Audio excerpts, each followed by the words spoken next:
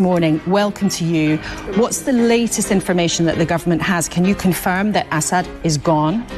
Well, we don't know. The situation on the ground is fast moving at the moment. If the Assad regime has fallen, then we welcome that news. What we want to see is a political solution along the lines of what the UN resolution is, and we're working with our allies. Are you sure, though, if this rebel group does take charge, Hayat Tahrir al-Sham, they have connections and roots with groups like Al-Qaeda? Are you sure as a government they'd be a better option than the Assad regime? Well, again, working with allies on the UN resolution, we've got to have a government in Syria, a political solution that protects civilians and infrastructure, because as we've seen with the Assad regime, it has been unstable. We want to see that stability, and we'll work towards that with our allies.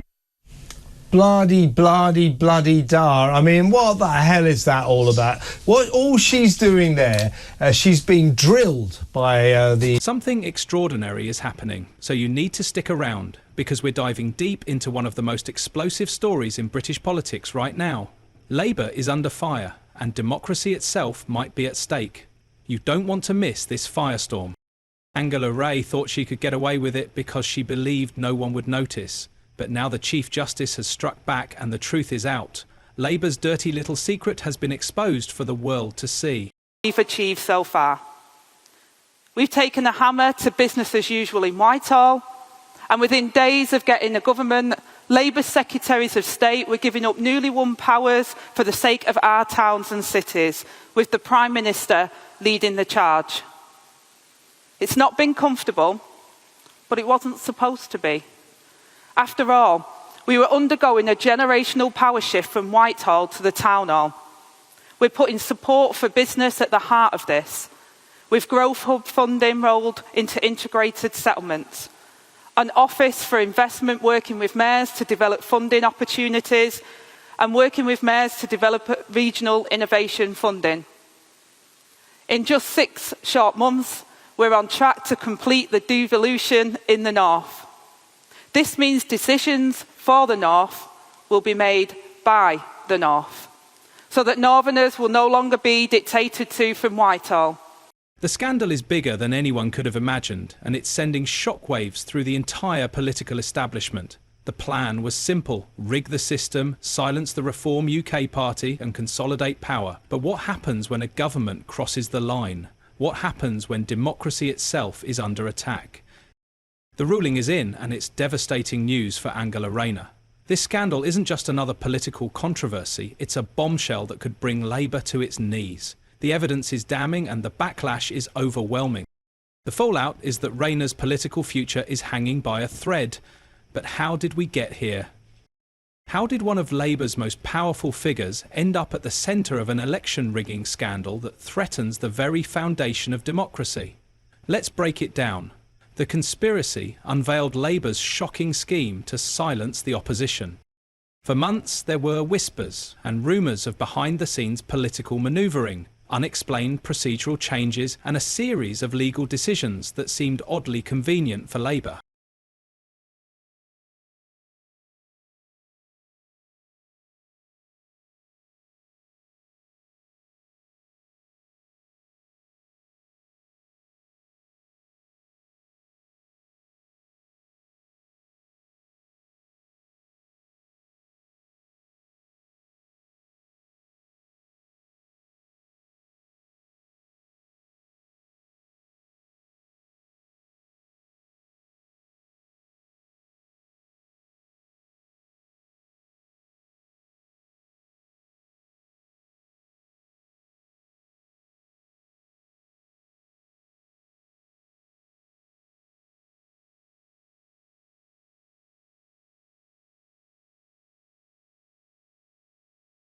The mainstream media dismissed it all as baseless speculation, but behind closed doors something far more sinister was taking shape. Leaked documents, confidential emails and inside sources have now revealed the shocking truth. Labour allegedly engaged in a calculated effort to manipulate the upcoming elections, using a combination of legal loopholes, bureaucratic red tape and outright suppression tactics to gain an unfair advantage. And at the heart of it all is Angela Rayner, The plan was deceptively simple, yet highly effective. By delaying elections, altering voter eligibility rules and making it increasingly difficult for opposition parties, especially Reform UK, to gain traction, Labour sought to tip the scales in their favour. But it didn't stop there. Sources now indicate that Labour insiders allegedly pressured election commissions, used their influence over government agencies, and implemented policies specifically designed to suppress votes that were likely to go against them. These tactics included restrictive voting regulations, new rules that disproportionately affect Reform UK supporters, making it harder for them to register or vote, strategic candidate disqualifications targeting Reform UK candidates, eliminating key challenges before the election even began, and deliberate election delays. During the election campaign, and then outside Downing Street, Keir Starmer said time and again, we will return politics to the service of the people. What part of returning politics to the service of the people involves accepting free outfits? Well, first of all, MPs have accepted donations and gifts for years. All MPs do it. But it gets crazier because Labour also plans to use methods such as postponing critical votes under the guise of administrative adjustments, which will give Labour more time to regain lost ground. Every move was designed to appear legitimate on the surface, while quietly eroding the very foundations of free and fair elections. This wasn't just about Labour versus Reform UK, this was an attack on democracy itself. But Labour's arrogance led to their downfall and biggest mistake, which was underestimating the resistance. And the sheer magnitude of the backlash from Reform UK leaders, independent watchdogs, and even some Labour MPs who refused to turn a blind eye.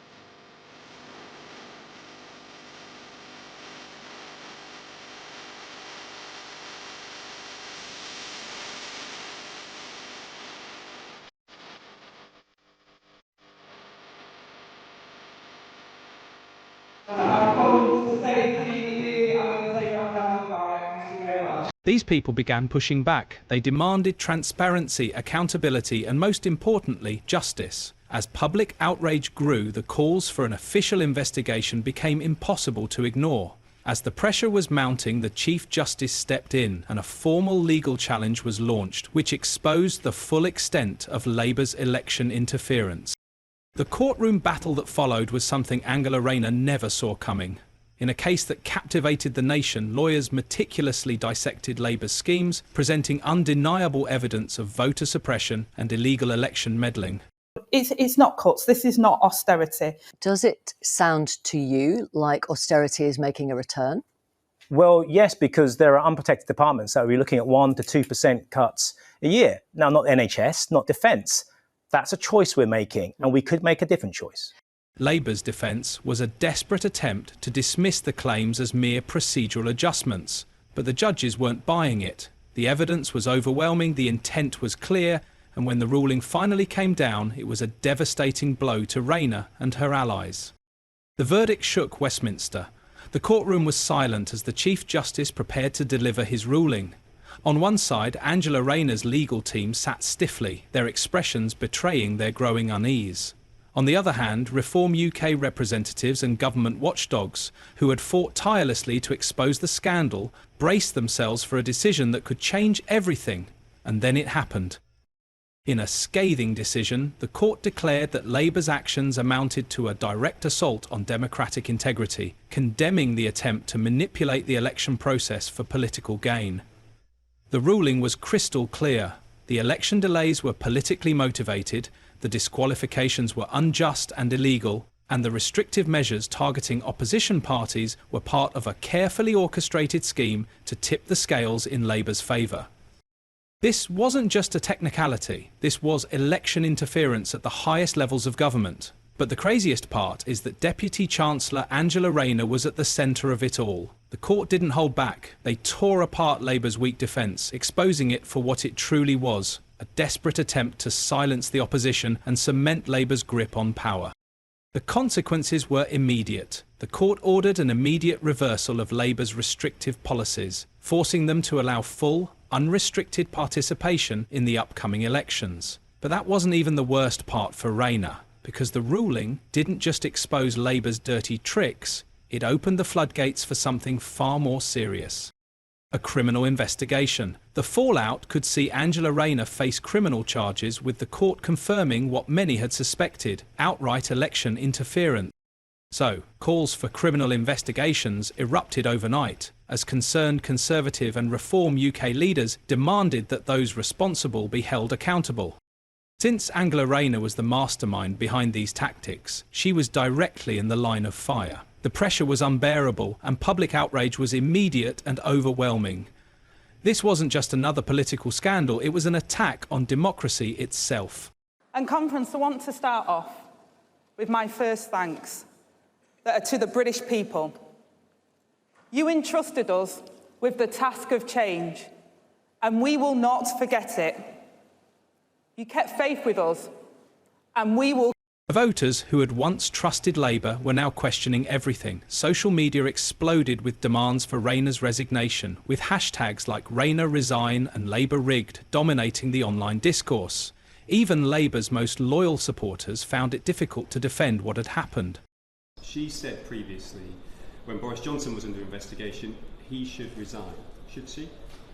We welcome this investigation because it allows us to draw a line in relation to this matter. I have full confidence in Angela Rayner and that she hasn't broken the rules. She will cooperate with the investigation as you would expect. It is now a matter for the police. We need to let them get on with their job, and I think obviously it's right for her to cooperate. Obviously it's right for us now to give them the space to do the job that they've got to do. You and her have been under investigation by police before, and you said at the time if you were found to have broken the law that you would quit. She said she would quit. Should she quit as deputy leader if she's found to have broken the law? In this case, as you know, she's given answers on the issue many, many times over. She's clearly said she'll cooperate with the police. I do think that now is the time to let the police get on with their investigation, get on the work that they need to do. She'll cooperate with that, which is exactly what you'd expect of her. But you've made a big deal about bringing honesty and integrity back to politics. I mean, this is about honesty and integrity. Should she quit if she's broken the law? Well, the investigation is starting today. She'll cooperate with that. We need to let the police get on with their job. But you can't say whether she should quit if she's broken the law. Surely she'll have to. Look, she has given answers many times over. She's going to cooperate. Police just need the space and the time to get on with the job that they need to do. Behind closed doors, panic spread through Labour's leadership. MPS, who had once stood firmly behind Rayner, were now distancing themselves, scrambling to protect their own political futures because no one wants to be associated with a scandal of this magnitude. Thank you, Mr. Speaker. And I'd also like to thank members opposite for asking why a senior civil servant famed for their integrity and dedication to public service decided to join the party with a real plan for Britain, rather than, Mr. Speaker, a tired out, washed up, sleaze-addicted Tory government. This is the exceptional circumstances that the Minister spoke about. A party so self-obsessed that they are using parliamentary time to indulge in the conspiracy theories of the former Prime Minister and his gang. What will they ask for next? A Westminster Hall debate on the moon landings, the bill of dredging the Loch Ness, or a public inquiry into whether the Earth is flat? The biggest threat to the impartiality. As the whispers of internal revolt grew louder, the question was, would Labour throw Rayner under the bus to contain the damage, or would she fight back despite a scandal that was rapidly spiralling out of control? Meanwhile, legal experts weighed in. If wrongdoing was proven, Rayner could be facing serious charges such as election fraud, conspiracy to pervert the course of justice, and abuse of political power. Each of these carried severe legal consequences, and as the government's law enforcement agencies began looking into the case, one thing became clear: Angela Rayner's nightmare was just beginning.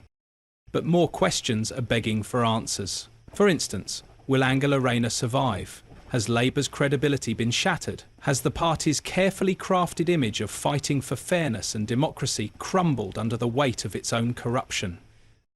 Nonetheless, the biggest question remains, what will Angela Rayner do next? Will she admit defeat and step down, or will she double down and attempt to deflect blame? One thing is certain, this scandal is far from over, and the next move Angela Rayner makes could determine not only her political fate, but the future of Labour itself. The entire world is watching, and the battle for justice has only just begun. In addition, the betrayal within Labour's own members is worth mentioning as more people turn against Rayner. As the scandal deepens, something even more shocking began to unfold. Angela Rayner wasn't just facing pressure from the opposition, she was now battling a rebellion within her own party. So there is more drama expected from the fallout of this landmark decision by the Chief Justice. If you enjoyed this political firestorm, like the video and subscribe to the channel for more fascinating political content.